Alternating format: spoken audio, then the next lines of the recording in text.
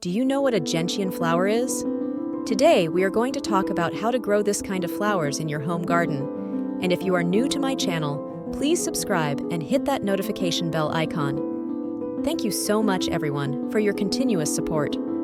Have you had the pleasure of admiring gentian flowers? They're a unique wildflower grown in many areas of the world. They grow on every continent, with the exception of Antarctica.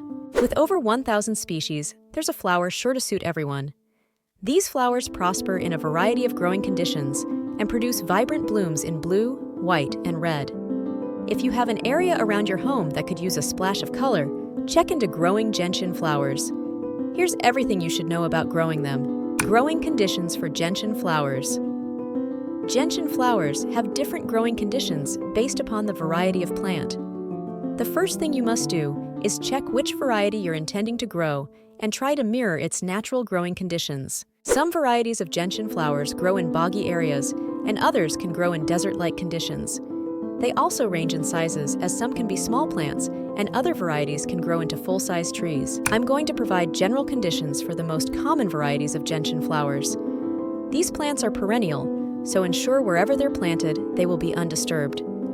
Gentian flowers typically grow in rock gardens or boggy wooded areas. They'll bloom in March and last until the first snow. An interesting fact about gentian flowers is that they draw a multitude of pollinators to the area. These flowers attract moths, bats, flies, birds, and bees. Each variety has different pollinators that will cause their blooms to open. From there, the plants continue to bloom on their own. Most common varieties reach a height of a half foot to a foot tall. The shorter they are, the more they'll spread along the ground. In general, you can grow gentian flowers in planting zones 3 through 9. The perfect growing location would be an area which receives full to partial sunlight.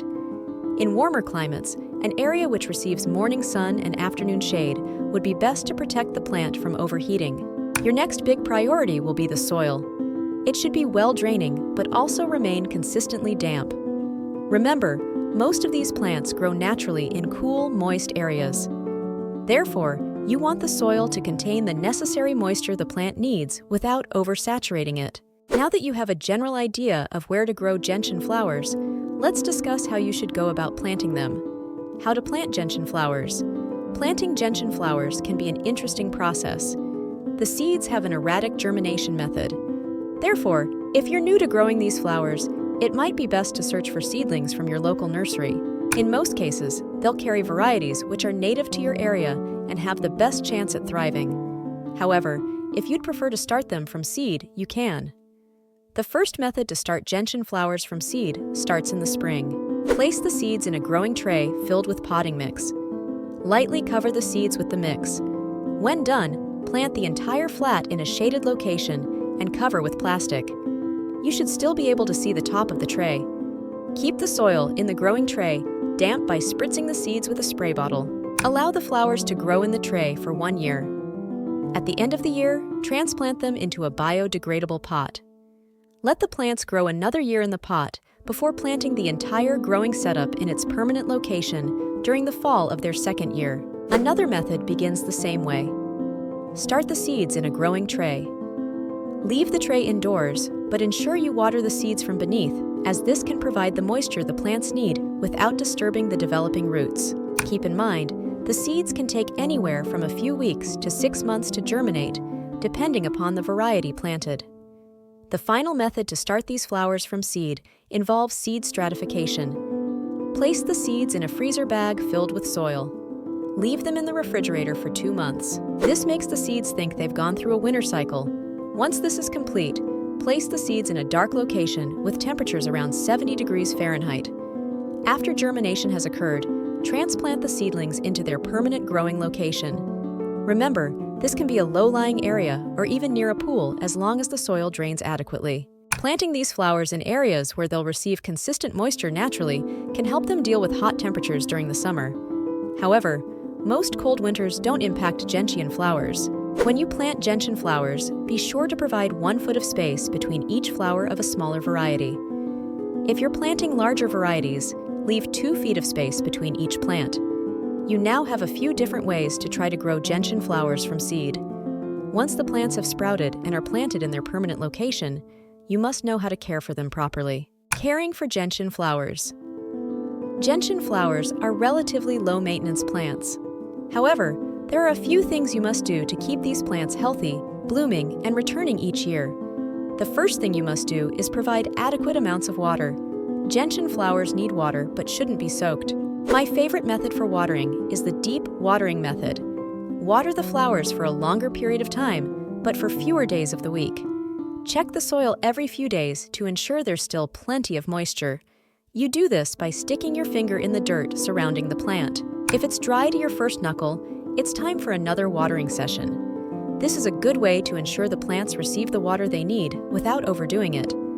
This is only an important step during the first year the flowers are growing in their permanent location. Once they're well established, they shouldn't need much help from you except during periods of drought.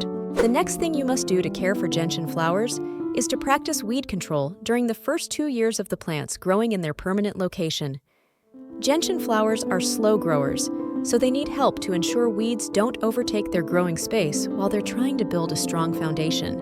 Once the flowers are well established, they'll begin to spread and suffocate weeds on their own. The next thing you must do is to remove any spent blooms from the plants.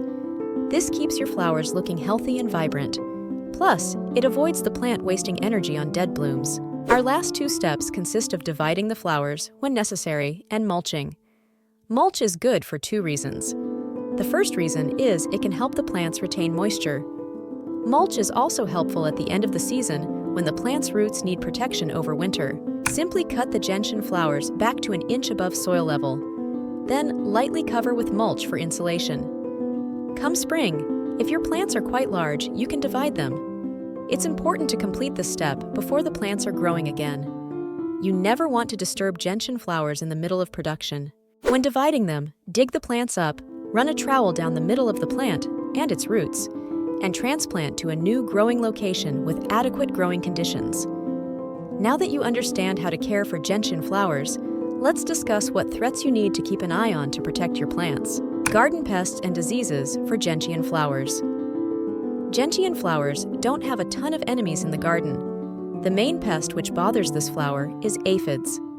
They're a common garden pest that will suck the sap from your plants. They can also spread disease. Stay on top of aphid infestations by applying an insecticide and spraying your plants, forcefully, with soapy water. This will dislodge any remaining pests and the sticky sap they leave behind.